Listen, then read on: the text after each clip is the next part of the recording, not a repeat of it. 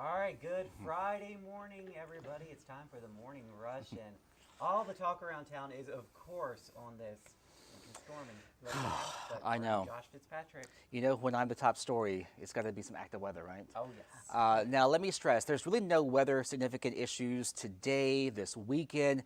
Sure, there's an Arctic front moving across the region this afternoon, but it's mainly going to be Sunday night into Monday.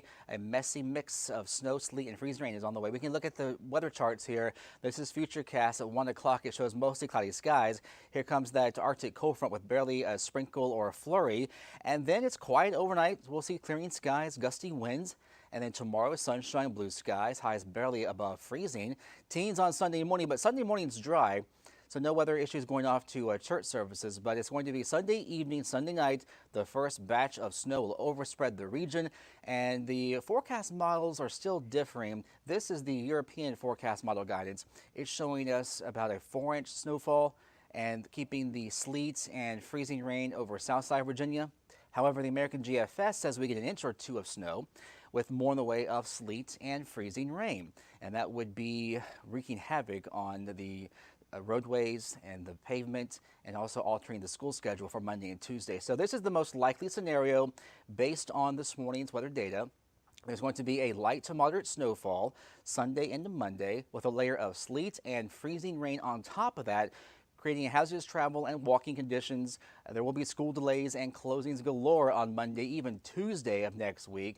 And if you do get more freezing rain than snow, then possible power outages will be likely as we go into Monday and Tuesday of next week. And it will be a lot colder for next week as well, so not much melting, and expect refreezing during the overnight hours. But we're still a couple days away. Keep checking back for updates on that, because any deviation in that track could alter how much snow or ice we get. But the bottom line is going to be an impactful winter storm Sunday night into Monday and next Tuesday. It seems like the big factor here, as it usually is here in Central Virginia in the Valley, is the temperature. Where will it be? Right. It's all not only the temperature at the surface, but also up in the clouds. If it's a little bit milder in the clouds, we get more ice and sleet. If it's colder, below freezing from clouds to the surface, then we get mostly snow. But this is not going to be an all-snow event. It's going to give us a potpourri of precipitation. It'll be snow, the sleet, and freezing rain. Freezing rain is the worst type of precipitation. That's the type of ice that cakes on everything and can bring down trees and power lines. So hopefully it's more snow and sleet than freezing rain. And you mentioned this morning the difference between freezing rain and sleet. You can actually hear it, right? Yeah, sleet pings, freezing rain clings. So basically, sleet is frozen raindrops, and freezing rain is water that instantly freezes when it hits a surface that's at or below freezing. And the freezing rain causes that glaze of ice on everything, and with freezing rain, you can't drive anywhere, no matter even if you have a four-wheel drive.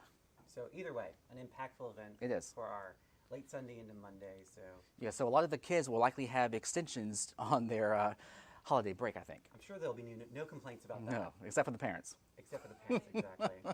Jennifer agrees. All right, thank you, Josh, for that update. Yeah. And of course, download the 29 News weather app. It'll be updated throughout the weekend. Yeah, you'll get instant alerts. When the winter storm alert gets issued, it'll come right to the palm of your hand with your smart device. All right, thank you, Josh. Let's take a look at our local headlines on this Friday morning. Albemarle County Police say a man is in the hospital after a New Year's Day shooting.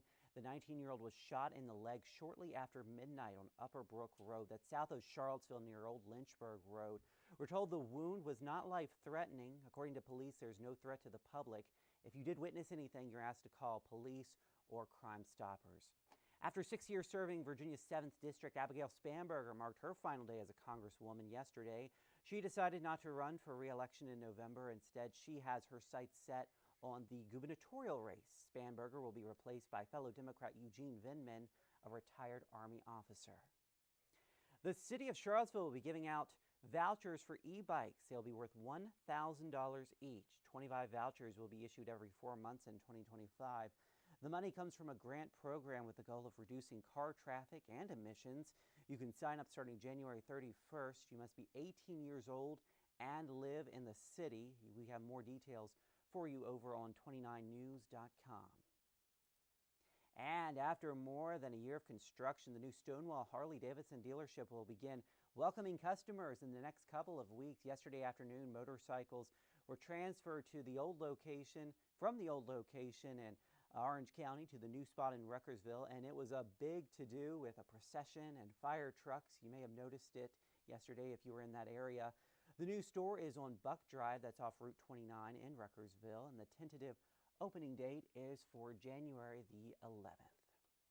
All right, here's a live look at traffic on this Friday morning. This is I-29 at Rio Road in Albemarle County. So far, things are moving smoothly. We'll have the latest for you on that upcoming winter storm coming up for you on 29 News at noon. And of course, you can always get the latest updates on 29news.com and the 29 News app. I hope you guys have a great Friday morning out there.